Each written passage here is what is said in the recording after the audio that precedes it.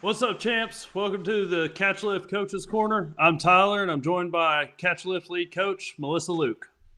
Thanks, Tyler. This week we sit down with Marine Corps veteran Sara Rudder.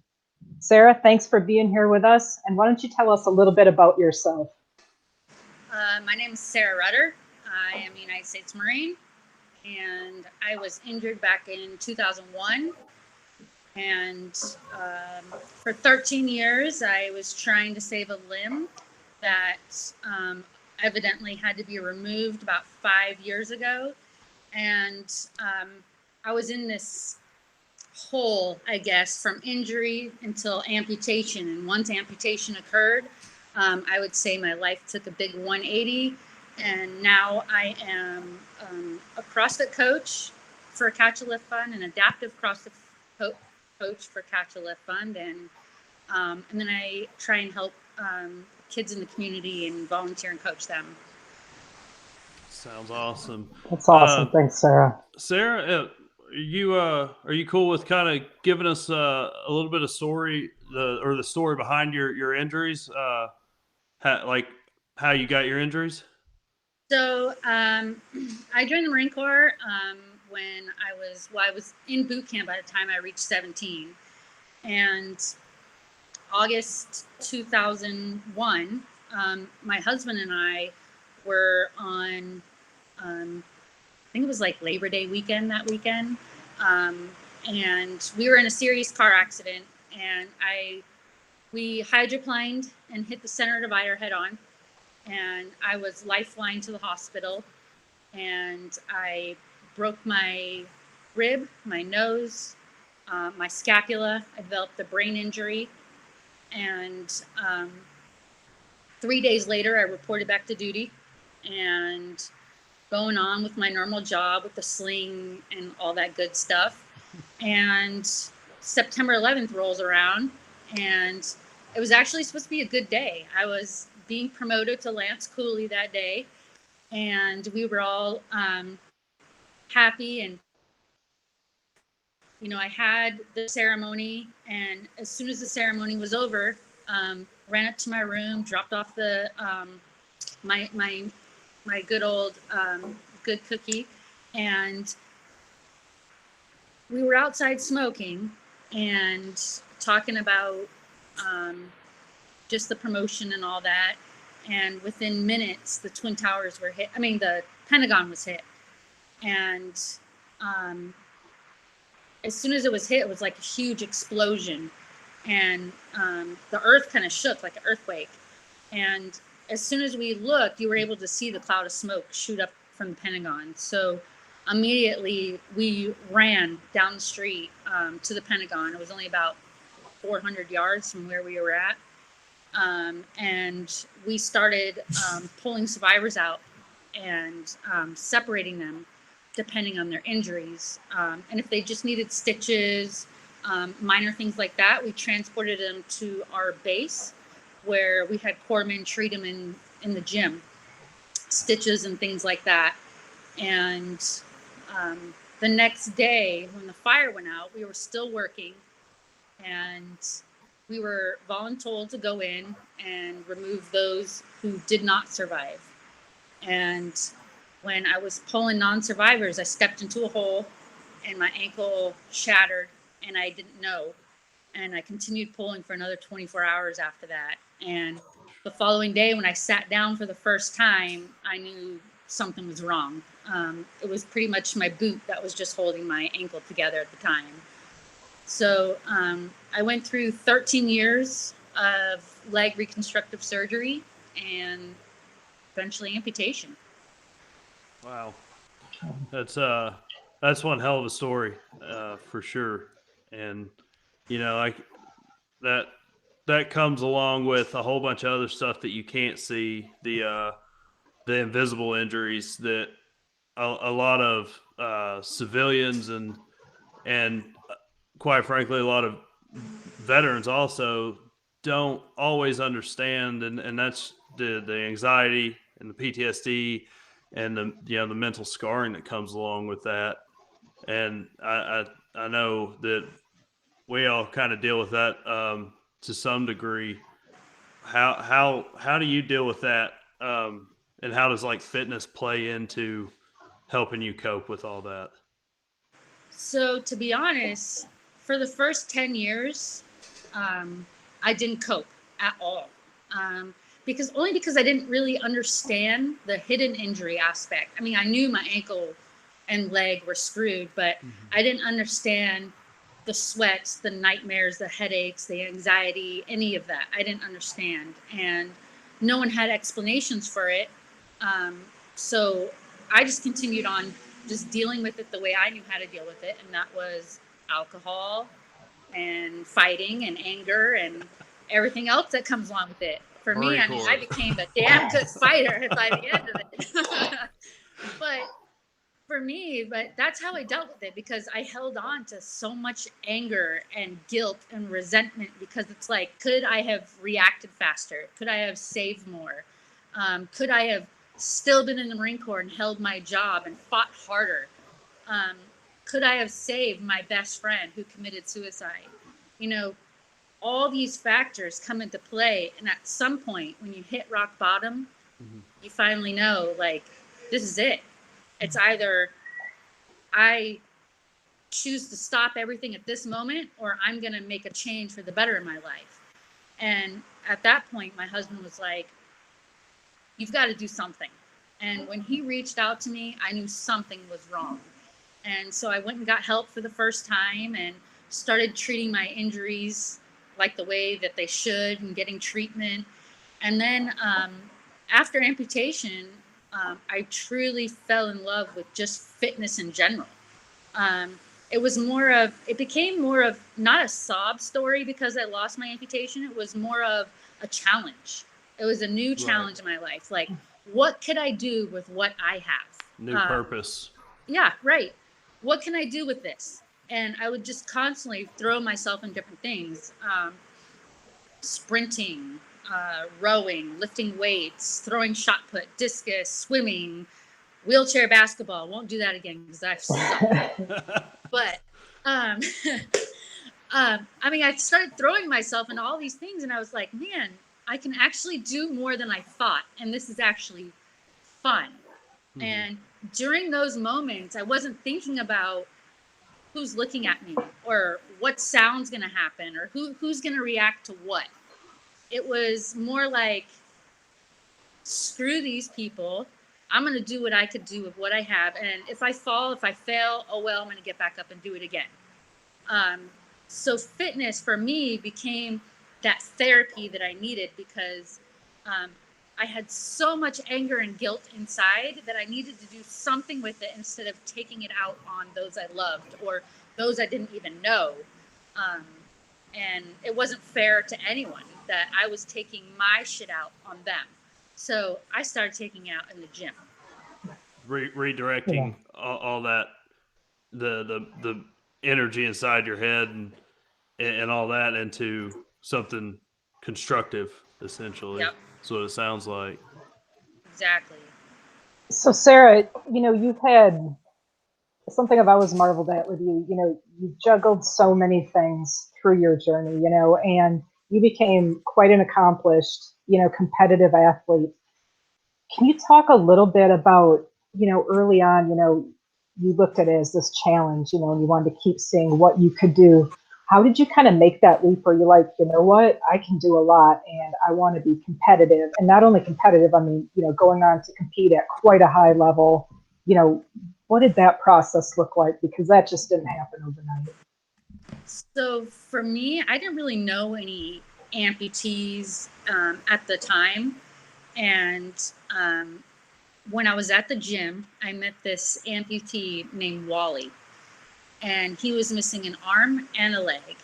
And he was working out and CrossFitting and doing all kinds of stuff. And, here I am with my little paper cut, and I'm complaining like, what the hell am I going to do? And he's there throwing weights around, and I'm looking at him like, you know what? I have no freaking excuse. No. So at that point, I started pushing myself after seeing him do that. And then I found out about the Marine Corps trials. And the Marine Corps trials is they get all these Marines from the Wounded Warrior Battalions from East and West, and they get them together, and East Coast versus West Coast kind of thing. And the Marines compete for a spot on the team. And so they compete in shot put, discus, swimming, running, I mean, so many different types of sports. And if they're the top Marines placed out of the sport, they go on to the Marine Corps team. The Marine Corps team then will compete against each branch. Marine Corps against Army, Air Force, all the different branches. And the top competitors out of all the branches then make Team USA. And Team USA will go to the Invictus Games, and they compete against 18 countries. Wow. And I've been to 2. My first trials, I ran for the very first time with my amputation. And I'd never tried before, and I'd never knew what a running blade was supposed to look like or anything. So I put mine on, and let me tell you, I have not heard so many people laugh because I had this little baby blade, not even lying.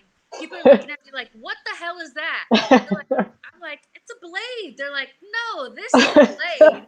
I'm like, well, I have no idea what it looks like. So here I am with this thing called my baby foot, we called it. And I started at the 100-meter line, and once the gun went off, I just ran. And I heard nobody.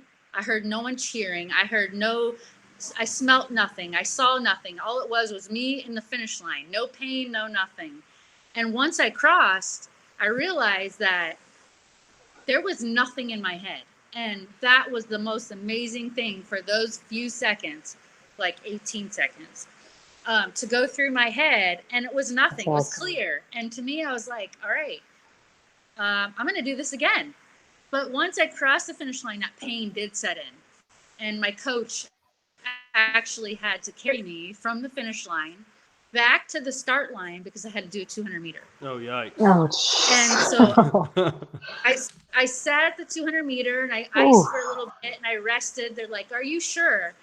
I'm like, I need to get that feeling again.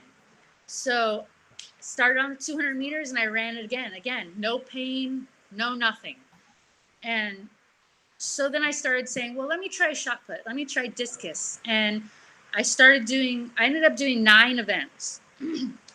So I ended up going from there. I was on I did the Warrior Games twice. And then on the 3rd year, I was the ambassador for the Warrior Games for Chicago. And then from there, I did 2 2 Invictus Games, one in Orlando, and then I did one in Toronto. And so how are the Invictus Games structured? Like you said, there's 18 countries that compete at them. So they'll have the same particular type of events in their own country as we do. So it's all their top military athletes, and they'll make one team, and their country is responsible for getting them here, supplying their uniforms and all that. And just like our DOD is responsible for coming in, and then we get sponsors for uniforms and stuff like that. But all the athletes are structured to stay in one hotel. All the families are structured to stay in another hotel. And pretty much you're there competing the entire time. I would say I got maybe 3 hours, 4 hours sleep at most. And that's after competing all day for an entire week. That's awesome. That sounds like a good time right there. It was amazing. And I would so do it again, but circumstances are a little different now. So with the family and work and all that. Yeah. So you're allowed to bring 2 family members with you as well. So they pay for 2 family members to come out and watch.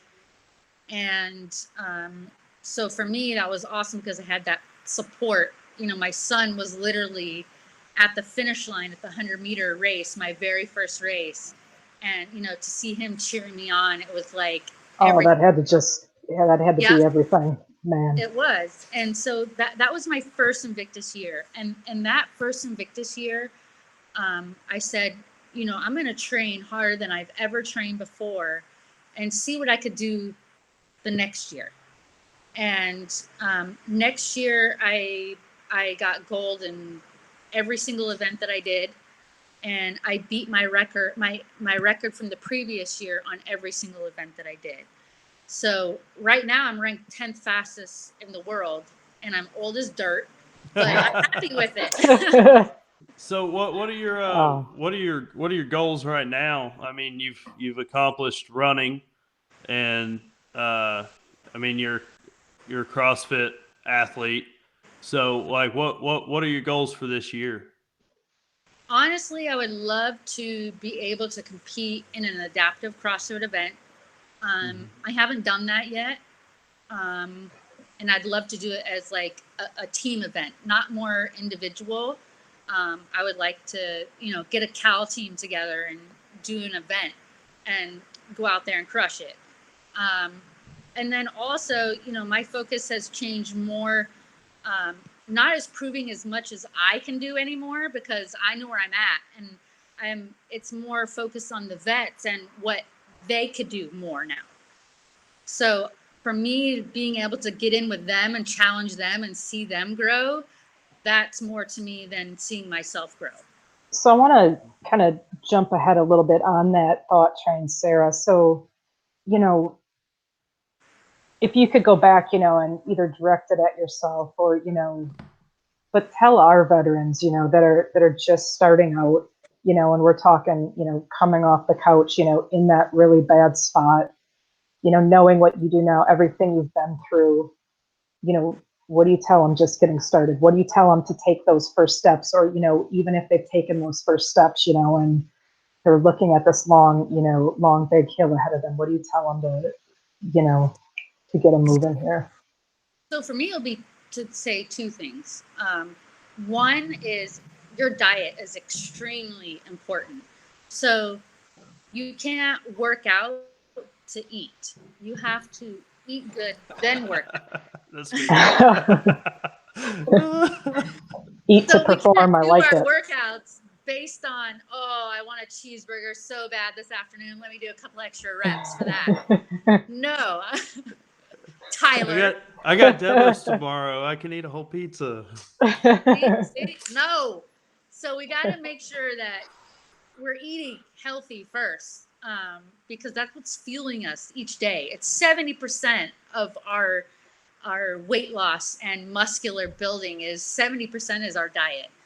So that's the hardest thing, I think, right there, is to start. A lot of people cutting out sodas, cutting out fast food, cutting out bread, all things like that. I think that's a really good first step. The next step is getting out and just moving. For me, I started with a PVC pipe. I didn't even lift the barbell until a month, until I felt comfortable. So I started on PVC pipe, stretches, going through the movements and things like that until I felt more comfortable to add the weight. And I would say the first 30 days is the hardest. And that's when you definitely can't give up. And that's when you want to give up, because you're sore, you're tired, you don't want to do it anymore. That's when you hurt the most. You're hurting the most, exactly. Yeah. But that's when you need to do it the most, because you can suffer all day long and be hurting, be like, no, I can't, I'm too sore. Well, you're going to suffer. Or you could go back in and move again and be like, oh, okay, I'm not as sore as I was before. Something else is sore now, but that wasn't sore. That's not sore anymore. How would you understand? How do you when you're, like, say you're dealing with a veteran like that, or just a client in general, that how do you deal with that, getting through that mental phase of, like, that first, you know, the 30 days of, like, I mean, you're physically hurting the most, but you're also mentally, that's the hardest time, because if you're starting out, you don't know what you can and can't do at that point. So there's a lot of wanting to quit. Like, how do you get your veterans and stuff through that, like, to get them to push? So for me, accountability is really big. I'm not gonna, just be like, all right, here's your workout, have fun. I'll say, all right, give me, eat these meals, or write down what you have eaten today, a whole log, and let me know what you've eaten. Be very honest, provide it to me. And some of them will stop right there and won't even provide that. So that lets me know that they're not holding themselves accountable. And that's where I need to step in first. It's like, you want me to help you and you want to change, but we need to work together in order that to happen. I can't hold your hand the entire way through and hand you the weights. You have to show me that you want it just as bad. Because, for us, we still have our bad days. We still have, we're still working out every day, but we still have our days, and we're still combat vets at the end of the day too. But we need to know that they want it, like we're giving our time and our effort to them. They need to know that they are expected to do the same in return. Yeah, I think So we all have families, lives, everything, but we need to come one and one together if you want to make it work. Yeah, that's the first thing I tell anybody that asks me for help or advice or whatever, because what you run into a lot is, I just need somebody to motivate me. I need somebody to help me with motivation. And I mean, external motivation, external motivation is fool's gold. It's worth nothing.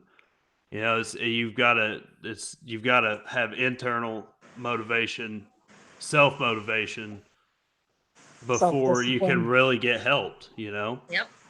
I mean, and being a coach that can really like implant that's a huge tool, I think. Yeah. On that front. I think also schedule. For us, like knowing where to be, when to be at all times. We get the schedule in order to keep us in our comfort zones, and we have to be able to add that into their schedule and make sure that they're doing it every single day too. It's like, all right, you schedule your VA appointments and you're going to your VA appointments and you're showing up. You need to schedule the gym just like a VA appointment. You're doing this for yourself. You're doing it for your health. You need to be able to schedule this 1 hour block or 2 hour, whatever you use, and use that time for yourself, because it is therapy. So Sarah, kind of trying to troubleshoot this more, because, I know this is something that I run into a lot and a lot of our coaches do, on the team. But, let's identify what are some of the obstacles that, the veterans, in our community are facing that, is kind of causing this, I don't even know what to call it, almost like, like a blockage where, just like that, the veteran comes or the person comes, they're interested, they want to do it, but right when it comes to that point where you're holding them to that accountability and they kind of disappear or go dark on us, what obstacles specifically do you think are contributing to that? I think they are wanting it, but then when it's something that they have to put forth a little bit of the effort and they think that they're not ready, or it's not in their schedule or time to do so, or they keep putting it off and off and off to where it just doesn't even get done. So I always tell them, all right, so put this in your calendar. I want you to put on this day, you need to log 15 push-ups, 10 sit-ups, this, and then you should be consuming this amount of carbs or this amount of protein. And what I would have them do is schedule each day to where it has an alarm to go off. But then I would have another alarm saying they need to contact me in order to let me know what they have done. So it makes them accountable for themselves, but then also it lets me know that they are being accountable. Right. So we need to constantly have that scheduled, programmed, alarmed, whatever you need to do to ring that bell in their head to say, you want it, I'm here to help you, but I can't force you to do it. So you need to show me that you want to do it. So we need to give them ideas on how to continue, instead of just saying, well, I don't know what to do to help you. But, give them options and ideas of how to remember, or how to, shoot them a text saying, hey, what'd you eat today? If they don't respond, wait a few days, because that's on them. And make them have that responsibility. And if they don't send one by the end of the week saying, I've tried, I'm here to help you, as I said, but I need you to do this if you want to continue. And if that stops right there, then they have to come to the realization that they're still not ready and they don't want it. They have to want it. And that's the thing. We can't make them want it.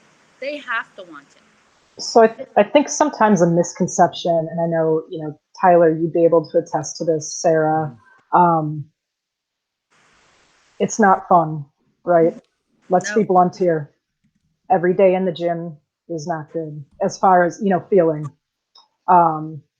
It's not always fun. It's not always exciting. It's not this highlight reel that you're seeing on, unfortunately, you're seeing constantly on social media, and, we're, I think, unfortunately, continuously, comparing ourselves to these other people, and really, if we look at it more as bettering ourselves, but, maybe if each of you kind of want to touch on that in your own way, like, just that blunt honesty, it's not always good in the gym. And a lot of days, it's more, at least for myself, when I finish that training day, even if it was a bad day and, I feel horrible mentally or I'm in some type of pain, it's like, I at least accomplished this. So I can kind of hold my head on that piece, so maybe you each can kind of touch on that, just, blunt, what's it like day to day?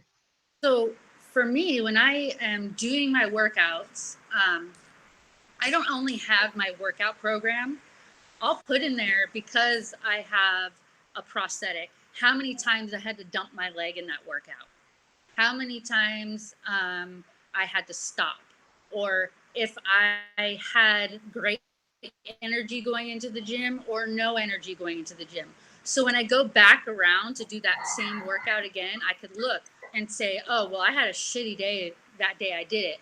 So today is going to be the day, and I'm going to show you that I've got more than this in the tank. And so you're comparing the two to say that, yeah, I had a shitty day, but I can still dominate it the next time I do this workout. But at least I've gotten that heavy weight off of my shoulders, and I can feel even a little bit better leaving the gym. It's worth it. You just got to move. You got to have bad days to have good days. Exactly. Otherwise, then, it's just, it would be boring. Yeah. And, I get super irritated when I have a off day in the gym, most of the time.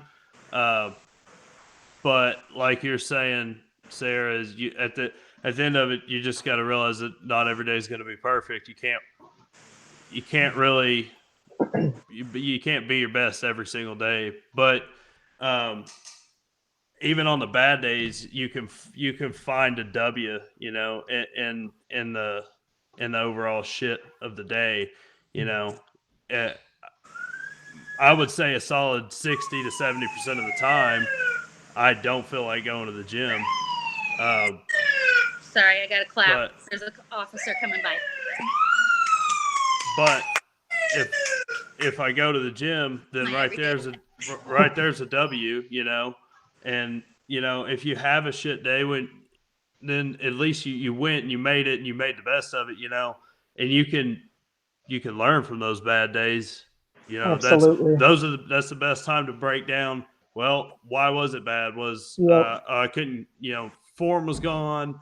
Did I have no energy because I didn't sleep, or my diet was off, or was I just night? did I just not get my head in the game? Which a lot of times is that you're dealing with if you're dealing with external stressors, while you're in the gym and your mind's somewhere else, it's not going to be a good day in the gym.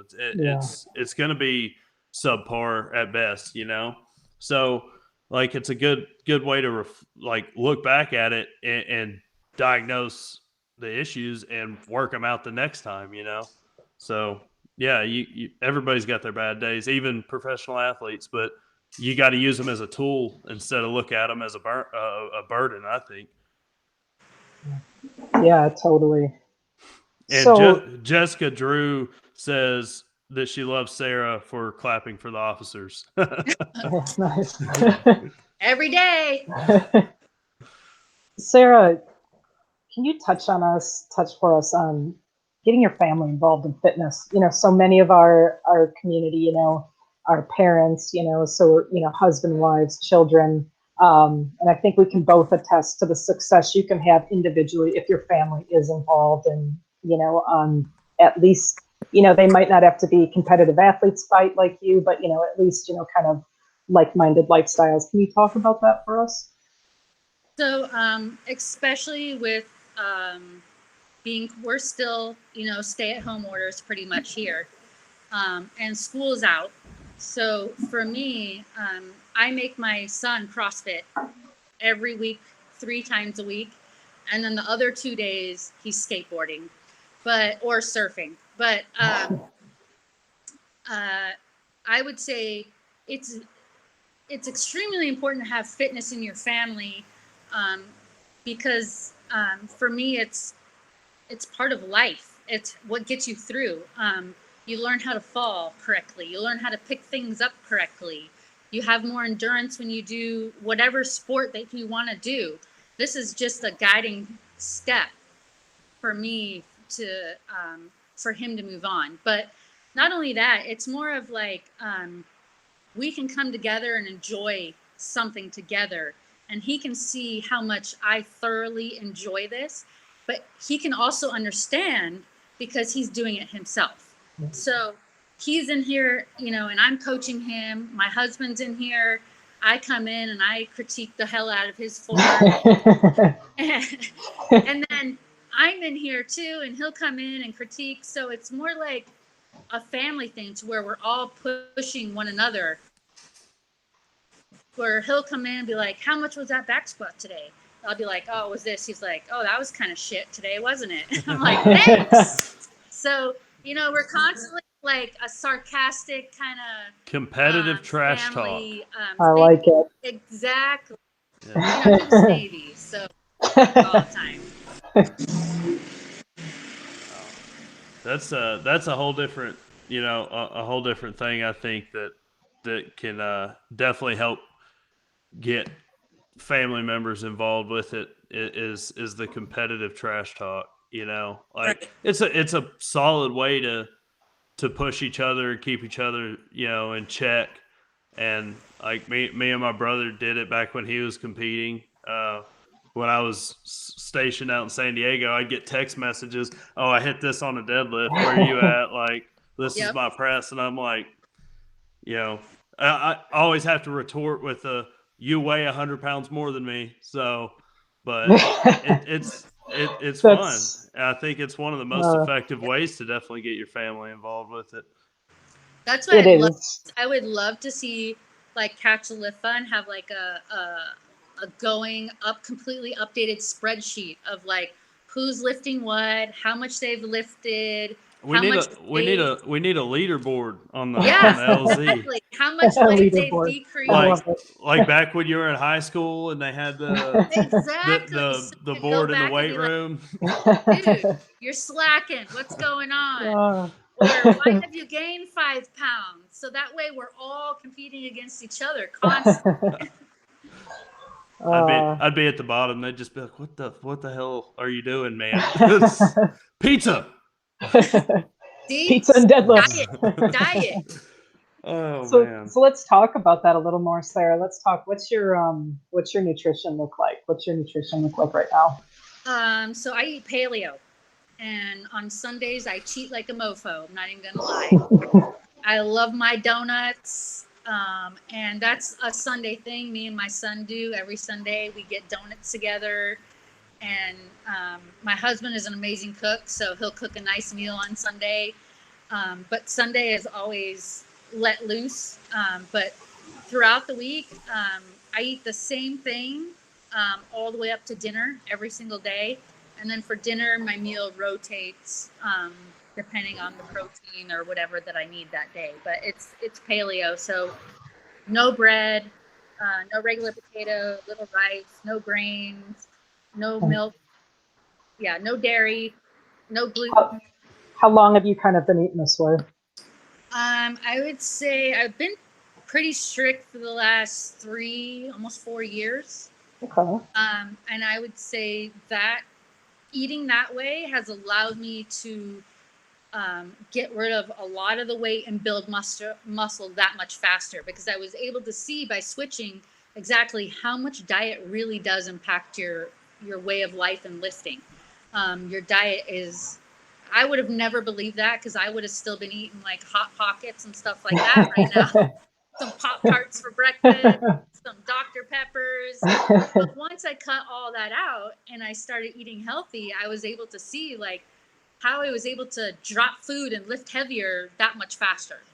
And I was able to see that how certain foods impacted me the next day. Like, I know that eating donuts Monday, my gut's going to be super heavy. But to me, it's like, all right, little pleasures in life are okay. But I'm not doing it every day. So I'm that cruel coach, too, that will go get a Happy Meal.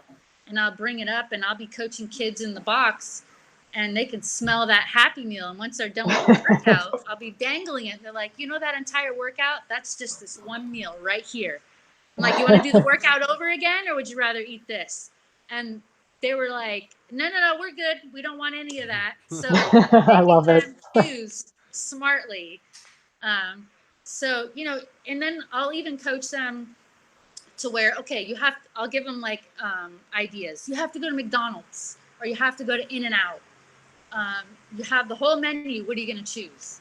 And, at first it was like cheeseburgers and chicken nuggets.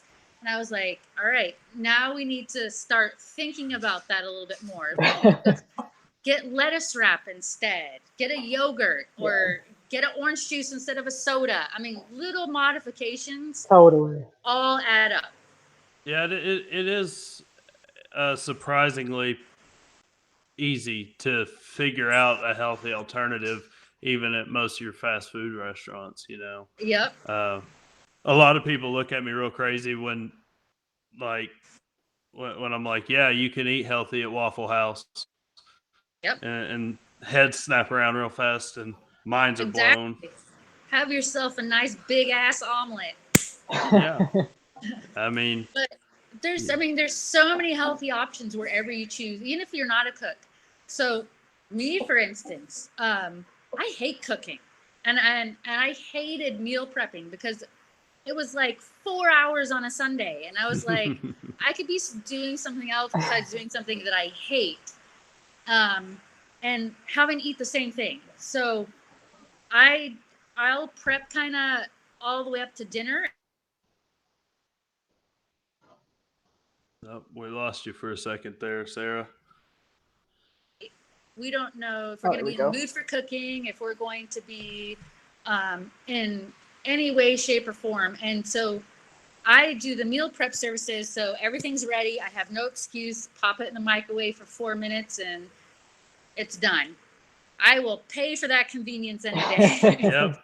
Yeah, I love having a meal prep service to order from. Speaking of which, I have to remember to do that today. Yes. So if you're not a cook, I definitely would recommend looking into something like that, because you're paying up to $12 for a fast food meal now. Yeah. And you could pay $8 for a fully healthy meal at night for dinner by getting a food prep service, or doing it yourself if you enjoy it. Yeah. And if you do go to a fast food restaurant, if you do eat like a fast food, it's not the end of the world. Like, just try to control it and don't make a habit out of it. Once in a while is one thing. That's not really a problem, as long as the rest of your week and the rest of your meals are on point. It's not a big deal, and it's no reason to. I don't think it's falling off the wagon.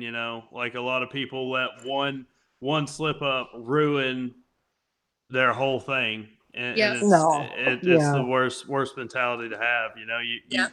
you just come offline for 1 second, get back online, and keep going. But, Yeah. So for me, like I was able to, with the meal prep service, I was able to say, okay, how much coffee am I drinking out? Or how much am I spending on um, any other type of like getting nails done or your hair done? Or, you know, I don't do any of that stuff. But putting aside that unnecessary spending and thinking to yourself, what can I take that unnecessary spending and I could put it towards my health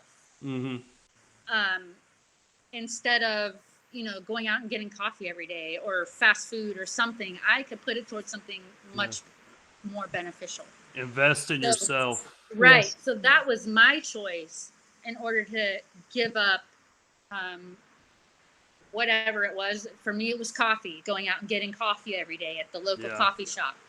And, you know, taking that out of the equation and then adding the food in, for me, it was a no-brainer. Yeah. So Sarah, you're an adaptive athlete and an adaptive coach. Um, what would be like your top kind of pieces of advice for, you know, new adaptive athletes? You know, men and women that are either, you know, new, like, you know, fresh out of surgery or fresh off the injury, or just or have been, you know, an amputee or whatever for a while and are just getting into fitness. For me, it would be there's no movement you can't do, to be honest. Everything is modifiable. You could take any piece of equipment and make it work to how you need it to work, the way you want it to work. So for me, like I couldn't use my legs when I first had my amputation. So I started putting a leg to the side, and all right, I could row with one leg. I could ride a bike with one leg. I could bench laying down. I don't need any legs, you know. And then I started learning how to do things on just the one leg as it was healing. And once it healed, then I started adding little by little on the side, on the prosthetic side, in order to get used to it. But I wouldn't put it on and be like, oh, well, I used to lift 150. I'm going to go and lift 150 on it right now. No. You have to build up to that again. I mean, you don't have this, I don't have the same muscle tone in my amputated side as I do my normal side. You have to scale and adapt everything. Right. So, and I don't always have my leg. So I can always revert back to when I didn't have my leg, when I was healing, of the exercises that I used to do. So that's constantly in my head. Like if I can't wear my leg, okay, I know what I can do because this is what I've trained myself to do. So I do things one-legged on a box all the time, or I'll strap a barbell to the rack and use it as a pull-up bar, or, you know, just multiple different things. I start thinking outside the box of how I can make something work for me to benefit me. Right. Yeah. And I mean, like you're saying, every movement is adaptable. Yep. You know, like a way to look at it is, you know, equipment for the most part is designed, manufactured for, you know, 100% able-bodied people with 4 limbs and no restrictions and stuff like that. If the whole world was, you know, one-legged, equipment would be designed for people with 2 arms and 1 leg. You've just got to figure it out for what works for you and make it happen, you know, which is probably extremely difficult. I mean, just from like my time trying to think up how to build new strongman equipment or training aids and stuff like that, it's not easy. However, it's not an excuse not to do it. you know? Right. Like I was, you know, when I was waiting on my knee surgeries, I had a 10-month span of, you know, no ACL and 2 other torn ligaments. And, you know, I was like, well, I can either not train at all for 10 months Yep. or more, because my recovery would have been 10 times longer if I wouldn't have done that. Or I could figure out how to do it in the meantime and adapt it to me, you know, which is different than adapting it to somebody like you with a below the knee amp or somebody with an above the knee amp. But you have to figure it out for yourself, you Yep. know. And then I had to refigure it all out after my surgery when I had an immobilized leg that was locked in a brace. But it's Yep. doable, you know. It's everything is adaptable. Yep. But the challenge is what's fun. Yeah. That's the fun part. It's like, oh, well, shit, I still can do this. And then you're in your head and you're like, I'm still getting a really good workout, even if you're having to adapt. And I love being able to I'm still finding adaptations that I could do daily of how I can challenge myself even more each day. Yeah. And for anybody that hasn't been on and seen it, we have we have a section in the landing zone for variations and adaptations to workouts and exercises. Not only that, we've got a whole plethora of coaches that can answer any questions for that too. Yeah, Sarah being one of the best of them. We do have a question from Matt Henningsmith, which I probably butchered his last name because I mean I'm a mushmouth. But Matt asks, "Do you have any must-do exercises, and if so, why?" For me, I love to do the snatch, only because it is so difficult and it is never perfect. But when you do get that one perfect time, or you're able to lift just a little bit more, you get that hell yeah feeling. And so for me to do something that's extremely challenging, I love to do as many times as I can, whenever I can.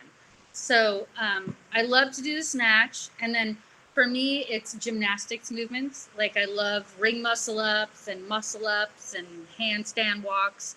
So things like that for me are all must do's. But I would definitely say that I also do abs every single day. And I do stretch every single day. I think stretching is extremely important.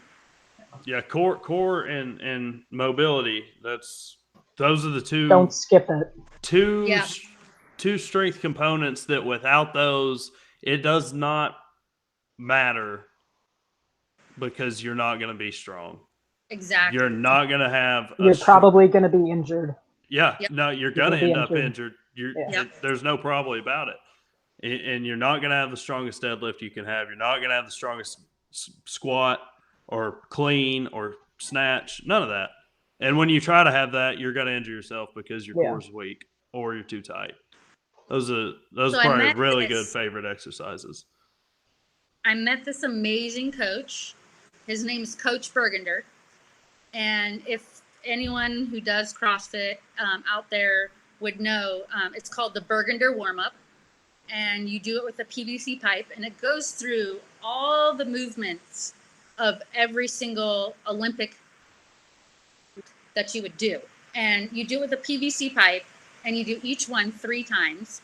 And for me, that is another extremely important thing that I do every single day, is go through the Burgener Warm-Up so I can continue to remember how my need to be high and outside, how the bar needs to be super close to my body, and where my grip needs to be. So I'm constantly going through the movements with a PVC pipe, doing the Burgener Warm-Up every single day. And the kids that I coach too, they have to go through it every single day before they could touch a barbell. I do. I can really attest to that, the work, doing it every day with the PVC pipe. I have something similar that I do. And we tailor it a little bit to what I'm specifically training that day, as far as if I'm, focusing it more on overhead, like jerk type pressing movements, or if it's going to be more lower body. But the beautiful thing about doing that, and again, the PVC pipe, it's feather light, so you're able to learn that technique. But the idea behind that too is you're going from one movement to the other very quickly. So like myself, when I'll do a press one, I'm going from a strict press into a push press into a drop jerk from head level, a drop jerk at front rack into a push jerk. You're going from one to the other very quickly like that, like 3 reps a piece. And it's, your mind is learning how to, transfer those movement patterns and what you're supposed to be doing. It's incredible. And I would highly recommend it. Yeah. Yep. If you've got a home gym and you don't have a PVC pipe, you're dead wrong. Go to Home Depot, a Menards type store, and you can get one for a couple dollars. You can. Yes. Yep. Yeah. Just get it about 5-6 feet long, and so with the PVC pipe, you could do about 1.5 inches, I would say. Yep. And with the PVC pipe, you can have it plain and you can learn how to do the 3 movements. But eventually, you can also just shove some rocks or sand inside the PVC pipe and put caps on both sides. Add a little bit of weight of it too. Yeah. So I would definitely recommend going through the PVC pipe constantly. Awesome. Well, I think we're going to close it out for the week. We're running a bit long here, but next week we'll be back with another Catch a Lift Coaches Corner. I think we have U.S. Army veteran Jason Livingston going to be on with us next week. Who knows what we're going to end up talking about with that cat. But I want to thank everybody for showing up and watching. And this video will also be posted up. We have our links every week. They'll be posted on the landing zone. If you want to go back, if you missed a video or you want to go back and watch another episode, they'll all be archived on the landing zone. Remember, guys, Cal Coach's Corner is not just a one-way conversation. We welcome any feedback you guys have. Feel free to email coachescorner@catchaliftfun.com. Also, feel free to leave a comment on Catch a Lift's Facebook or Instagram page. If there are any veteran members who would like to join us after this video here for some open forum discussion, just leave your name in the chat box and we'll get you guys sent over the link for the video. Keep strong, Cal. Don't give up. Yeah. And for anybody that's new joining us this week or might be watching this that doesn't know what Catch a Lift is, Catch a Lift Fund is a 501c3 nonprofit that supports post 9/11 combat wounded veterans through physical fitness by providing gym membership or home gym equipment grants, as well as coaching, nutrition, mentorship, sense of community, brotherhood, and just pure motivation from veterans screaming at you to help veterans heal and cope and lead a better lifestyle, a healthier lifestyle, and reintegrate into civilian life post-service. With that, we'd like to thank everybody that has ever supported Catch a Lift Fund. I want to thank Lynn Coughlin and Henry Pomper for helping us put this thing together and helping us make it happen every week. And a huge shout out and a huge thank you to ID Technologies for continually stepping up to the plate and knocking it out of the park to help us and support us in any means necessary, and all the things that they have coming for us to upgrade to LZ and bring more content to the veterans. Above all, thanks for tuning in, supporting Catch a Lift. Until next week, stay Cal strong. Stay Cal strong. Love you guys too.